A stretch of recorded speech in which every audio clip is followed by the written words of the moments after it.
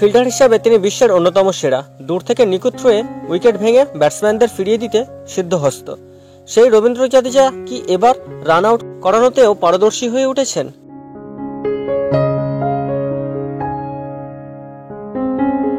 Bharat England তৃতীয় টেস্টের প্রথম দিন সরফরাজ খানকে আউট করানোয় সেই প্রশ্ন উঠেছে বারবার। জাদেজার দোষে রান আউট হওয়া ক্রিকেটারের সংখ্যা কম নয়, বারবার সে কারণে তাকে সমালোচিত হতে হয়েছে।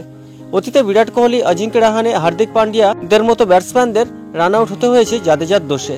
সেই তালিকায় নতুন সংযোজন সরফরাজ। এদিন মিডনে হালকা করে বল ঠেলে রান নিতে ছুটেছিলেন জাদেজা, কিন্তু ১৭ রান থেকে এক ধাপ দূরে থাকার কারণ ঝুঁকি নেননি তিনি। কল করেও ফিরিয়ে দেন সরফরাজকে। মুম্বাইয়ের ব্যাটসম্যানের কাছে সময় ছিল না ক্রিজে ঢোকার, তার আগেই মার্ক উডের থ্রো তার উইকেট ভেঙে দেয়। সেই ঘটনার পর জাদেজা ক্ষমা চাইলেও বিতর্ক থামছে না। গত বছর কোহলি নিজেই জাদেজার ভুলে রান আউট হন। তার 2 বছর পর অস্ট্রেলিয়া সফরে রাহানের সঙ্গে এই একই জিনিস হয়েছিল। সবচেয়ে বেশি সমালোচিত হয়েছিল 2017 সালের চ্যাম্পিয়ন্স ট্রফি ফাইনালের ঘটনা।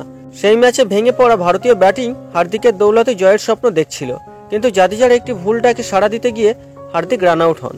ভারতের জেতার স্বপ্ন শেষ হয়ে যায়।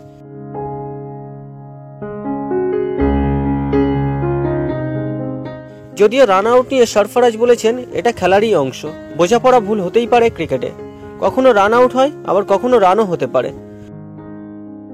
তবে যেভাবে খেলছিলেন তাতে মনে করা হচ্ছিল অভিষেক টেস্টেই ১৭ রান করে ফেলবেন সরফরাজ। ইংরেজ বোলারদের বিরুদ্ধে এতটাই অগ্রাসী ছিল তার খেলা।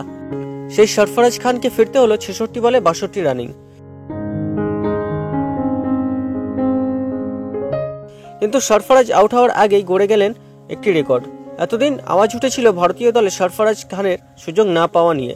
সেই সুযোগ পেয়ে টেস্টের অভিষেক ম্যাচে রেকর্ড গড়ে ফেললেন তিনি। মুম্বাইয়ের এই ডানহাতি ব্যাটসম্যান ছুঁয়ে ফেললেন হার্দিক পান্ডিয়াকে।